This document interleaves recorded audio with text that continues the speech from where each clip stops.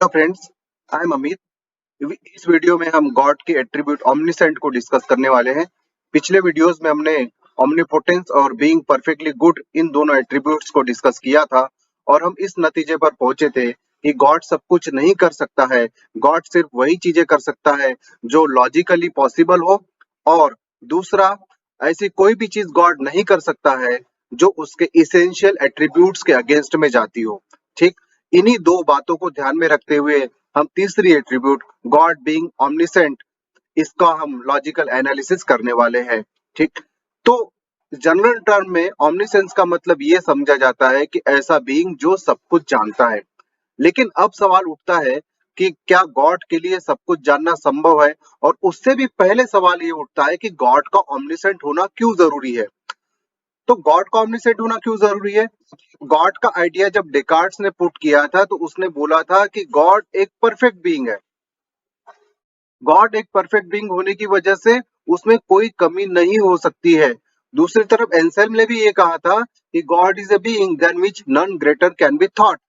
हम perfect God के concept को मानते हैं, तो परफेक्ट गॉड का कंसेप्ट लॉजिकली इंप्लाई करता है कि वो गॉड नेसेसरीली ऑमनिसेंट होगा, और उसी तरीके से the being than which none greater can be conceived निश्चित रूप से ऑमनिसेंट होना चाहिए। इसके अलावा रिलीजियस रिक्वायरमेंट क्या है? गॉड के ऑमनिसेंट होने की रिलीजियस रिक्वायरमेंट ये है कि God should be worthy of worship, मतलब गॉड को पूजनीय होना चाहिए, पूजा के योग्य होना चाहिए। और ऐसा बीइंग जो पूजा के योग्य हो, उसका ऑमनिसेंट होना जरूरी हो जाता है। आप ऐसे किसी भी बीइंग की पूजा नहीं करना चाहोगे जो एक नंबर का भुलक्कड़ हो। दूसरी बात, अगर गॉड को किसी के पापों की सजा देनी हो, गॉड को किसी को हेवन में भेजना हो, गॉड को किसी को हेल में भेजना हो, तो उसको उसके कर्मों का लेखा जोखा रखना पड़ेगा। और कर्मों का लेखा जोखा रखने के लिए गॉड का ऑमनिसेंट होना, उसका सब कुछ जानना जरूरी हो जाता है। तो कॉमन नोशन ये है, कॉमन सेंस नोशन ये है कि गॉड सब कुछ जानता है। लेकिन क्या गॉड के लिए सब कुछ जानना संभव है? इन सब चीजों को समझने से पहले हम नॉलेज को समझ लेते हैं। तो नॉलेज, फिलोसोफर्स बोलते हैं कि नॉलेज तीन टाइप के होते हैं। एक नॉलेज होता है प्रोपोजिशनल नॉलेज या फैक्चुअल नॉलेज। प्रोपोजिशनल नॉलेज या फैक्चुअल नॉलेज वो नॉलेज होता है जो वर्ब दैट के बाद फॉलो करता है। जैसे I know that mister Narendra Modi is the prime minister of India, तो इसमें नो वर्ड जो है उसके बाद दैट शब्द जुड़ के आया। तो नो वर्ड के बाद जब दैट शब्द जुड़ के आता है तो वो सारा नॉलेज हो जाता है, वो हो जाता है प्रोपोजिशनल नॉलेज। दूसरा होता है ऐसा नॉलेज जो हमको प्रोसीजर से प्राप्त होता है। प्रोसीजर से प्राप्त होना मतलब उसमें स्किल इन्वॉल्व होती है। तो वो नो के बाद में KNOW, नो के बाद में हाउ शब्द का इस्तेमाल होगा। मतलब does God know how to swim? तो हाउ वर्ड मतलब एक स्किल का नॉलेज होता है, ऐसा नॉलेज जो प्रोसीजर से सीखा जाता है, उसको बोलते हैं प्रोसीजरल नॉलेज। ठीक, तो क्या गॉड को नॉलेज बाय प्रोसीजर पॉसिबल है? ठीक। तीसरा होता है knowledge by acquaintance. Knowledge by acquaintance मतलब उसका डायरेक्टली आपको किसी चीज का एक्सपीरियंस होता है। अब जैसे कि आई नो पॉवर्टी, अब इसमें दैट का इस्तेमाल नहीं किया गया है। लेकिन अब प्रोपोजिशनल नॉलेज और नॉलेज बाय एक्विंटेंस में क्या अंतर है भाई? नॉलेज बाय एक्विंटेंस मतलब पुअर पर्सन ने पॉवर्टी को एक्सपीरियंस किया है। ठीक, और प्रोपोजिशनल नॉलेज मतलब क्या? प्रोपोजिशनल नॉलेज मतलब एक रिच पर्सन, उसने पॉवर्टी को एक्सपीरियंस नहीं किया है डायरेक्टली, लेकिन वो इस बात को जानता है कि पॉवर्टी का मतलब क्या होता है। भाई पॉवर्टी का मतलब होता है पैसे न होना, पॉवर्टी का मतलब होता है चीजें न खरीद पाना, जरूरी चीजें न खरीद पाना। तो ये दोनों नॉलेज में अंतर है। इस प्रकार से हमने तीनों नॉलेज को समझ लिया। अब हम ये देखते हैं कि गॉड को किस किस प्रकार का नॉलेज होना पॉसिबल है। सबसे पहला हम देखते हैं, क्या गॉड को डायरेक्टली कुछ चीजों का एक्सपीरियंस हो सकता है? तो इसमें सबसे पहले सबसे बड़ा सवाल आता है कि क्या गॉड को दुख, क्या गॉड को घृणा, क्या गॉड को गुस्सा, इन सब इविल चीजों का एक्सपीरियंस हो सकता है क्या? क्योंकि गॉड बाय नेचर परफेक्ट है, और अगर हम में ग्रिड आ जाए, हम में अगर लालच आ जाए, तो हम लॉजिकली परफेक्ट नहीं रहेंगे।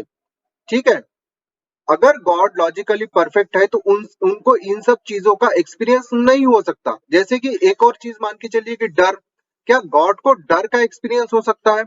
अगर गॉड को डर का एक्सपीरियंस हो सकता है तो वो परफेक्ट बीइंग नहीं होगा, वो ऑमनीपोटेंट नहीं हो जाएगा, ठीक है। लेकिन अगर डर का एक्सपीरियंस ना हो तो ये हमारी कॉमन सेंस के नोशन के अगेंस्ट में जाता है। इसको एक और चीज से समझ सकते हैं, मान के चलिए कि कोई संत है, वो संसार के सारे बंधनों से मुक्त हो गया, उसको मोक्ष प्राप्त हो गया, फॉर एग्जाम्पल बुद्धा। तो ये सारे बीइंग क्या होते हैं, ये डर से मुक्त हो जाते हैं, इनके मन में कोई द्वेष नहीं होता, कोई लालच नहीं होता।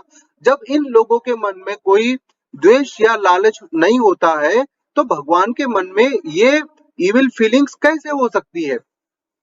इससे ये साबित होता है कि गॉड को कुछ चीजों का नॉलेज एक्वेंटेंस से नहीं हो सकता है, ठीक।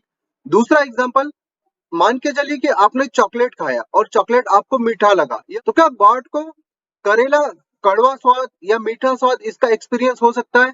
क्योंकि मीठा स्वाद जो होता है एकदम पर्सनलाइज एक्सपीरियंस होता है, ये पर्सन टू पर्सन डिफर करता है। और बाय नेचर गॉड को कोई बॉडी नहीं है, गॉड का कोई शरीर नहीं है, तो क्या उसको मीठेपन का अनुभव हो सकता है? लॉजिकली नहीं हो सकता। इसलिए हम ये कह सकते हैं कि गॉड को कुछ चीजों का डायरेक्ट नॉलेज नहीं हो सकता है।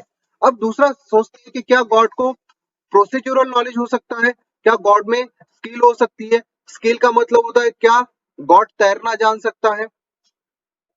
तो इसका उत्तर ये है कि भाई गॉड को कोई बॉडी नहीं है, और ये अगर स्किल सीखनी है तो आपके पास बॉडी का होना जरूरी है।